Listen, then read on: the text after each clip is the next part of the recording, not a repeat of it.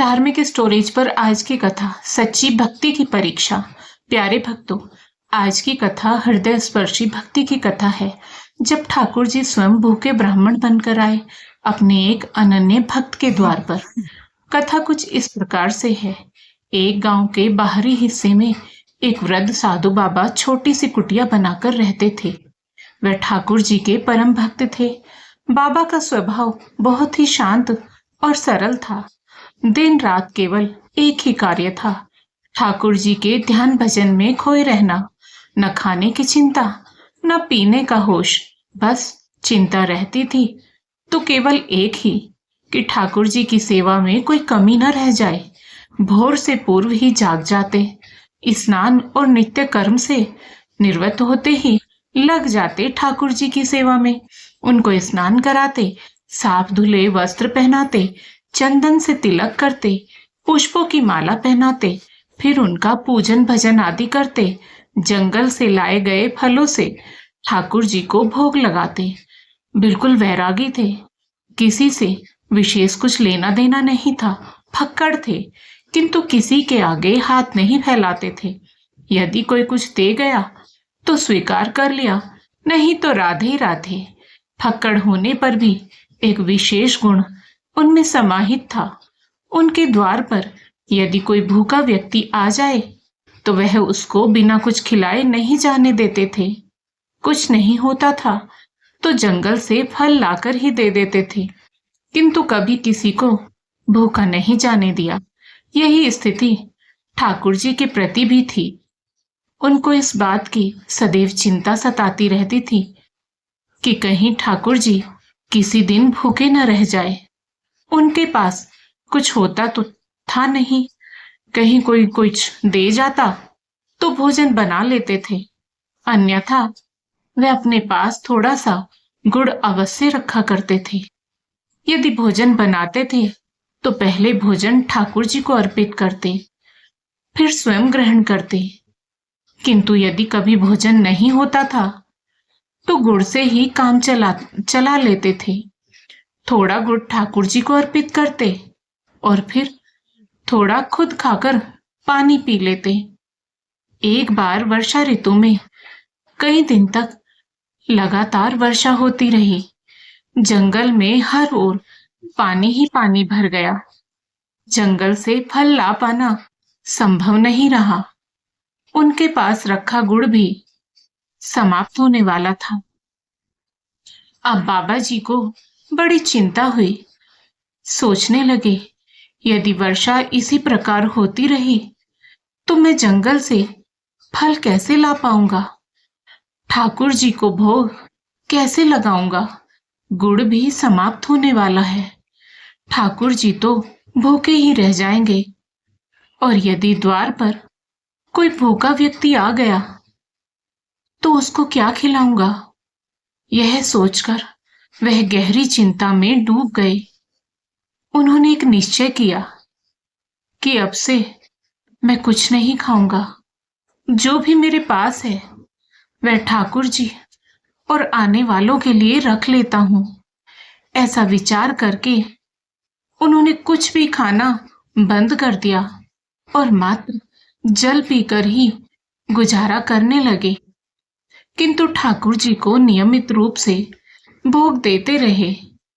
बाबा जी की भक्ति देखकर ठाकुर जी अत्यंत प्रसन्न हुए, किंतु उन्होंने उनकी परीक्षा लेने का विचार किया।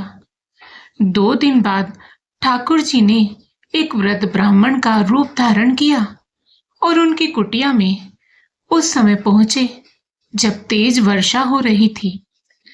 वृद्ध ब्राह्मण को कुटिया पर आया देख साधु बाबा बहुत प्रसन्न हुए और उनको प्रेम पूर्वक कुटिया के अंदर ले गए।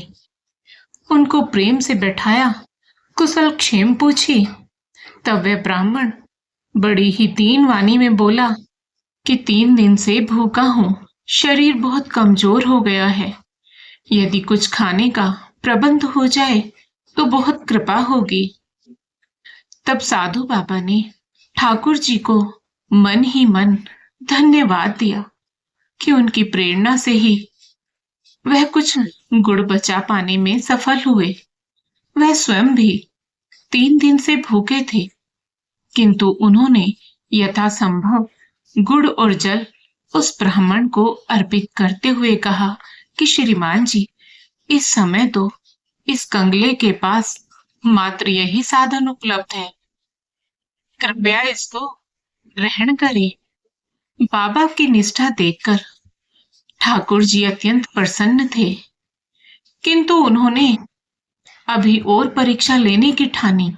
वह बोले, इससे मेरी भूख भला कैसे मिटेगी? यदि कुछ फल आदि का प्रबंध हो तो ठीक रहेगा। अब बाबा जी बहुत चिंतित हुए। उनके द्वार से कोई भूखा लौटे, यह उनको स्वीकार नहीं था। वह स्वयं वृद्ध थे, 3 दिन से भूखे थे, शरीर भूख से निढाल था, किंतु सामने विकट समस्या थी। उन्होंने उन ब्राह्मण से कहा, ठीक है श्रीमान जी, आप थोड़ा विश्राम कीजिए, मैं फलों का प्रबंध करता हूँ। बाबा जी ने ठाकुर जी को प्रणाम किया और चल पड़े भीष्म वर्षा में जंगल की ओर फल लाने। जंगल में भरा पानी था।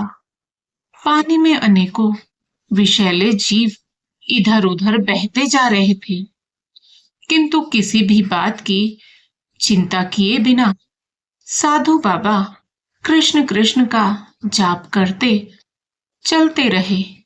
उनको तो मात्र एक ही चिंता थी कि द्वार पर आए ब्राह्मण देव भूखे न लौट जाए। जंगल पहुंचकर उन्होंने फल एकत्र किए और वापस चल दिए। कुटिया पर पहुंचे तो देखा कि ब्राह्मण देव उनकी प्रतीक्षा कर रहे थे। बाबा जी ने वर्षा और भरे हुए पानी के कारण हुए विलंब के कारण उनसे क्षमा मांगी और फल उनको अर्पित किए। वह वृद्ध ब्राह्मण बोला, बाबा जी, आप भी तो ग्रहण कीजिए। किंतु वह बाबा जी बोले, क्षमा करें श्रीमान जी, मैं अपने ठाकुर जी को अर्पित किए बिना कुछ भी ग्रहण नहीं करता। यह फल मैं आपके लिए लाया हूं। मैंने इनका भोग ठाकुर जी को नहीं लगाया है। तब वह ब्राह्मण बोला, ऐसा क्यों कह रहे हैं आप? आपने ठाकुर जी को तो अभी ही फल का भोग अर्पित किया है। बाबा बोले, अरे ब्राह्मण देव, क्यों परिहास कर रहे हैं? मैंने कब अर्पित किए ठाकुर जी को फल? तब ब्राह्मण देव बोले, अरे यदि आपको मुझ पर विश्वास नहीं तो जाकर देख लो अपने ठाकुर जी को। वह तो तुम्हारे द्वारा दिए फलों को प्रेम पूर्वक खा रहे हैं। ब्राह्मण देव की बात सुनकर बाबा जी ने जाकर देखा तो वह सभी फल ठाकुर जी के सम्मुख रखे थे जो उन्होंने ब्राह्मण देव को अर्पित किए थे। वह तुरंत बाहर आए और आकर ब्राह्मण देव के पैरों में पड़ गए और बोले, कृपया बताएं आप कौन हैं? यह सुनकर श्री हरि वहां प्रत्यक्ष प्रकट हो गए। ठाकुर जी को देख वह वृद्ध बाबा अपनी सुध बुध खो बैठे। बस ठाकुर जी के चरणों से ऐसे लिपटे मानो प्रेम का झरना बह निकला हो। आंखों से अश्रुओं की धारा ऐसे बहे जा रही थी जैसे कुटिया में ही वर्षा होने लगी हो। ठाकुर जी ने उनको प्रेम पूर्वक उठाया और बोले, तुम मेरे सच्चे भक्त हो। मैं तुम्हारी भक्ति, तुम्हारी निष्ठा और प्रेम से अभिभूत हूं। मैं तुम्हारी तेक इच्छा पूर्ण करूंगा। कहो क्या चाहते हो? किंतु साधु बाबा की तो मानो वाणी ही मारी गई हो। बस अश्रु ही बहे जा रहे थे। वाणी मौन थी।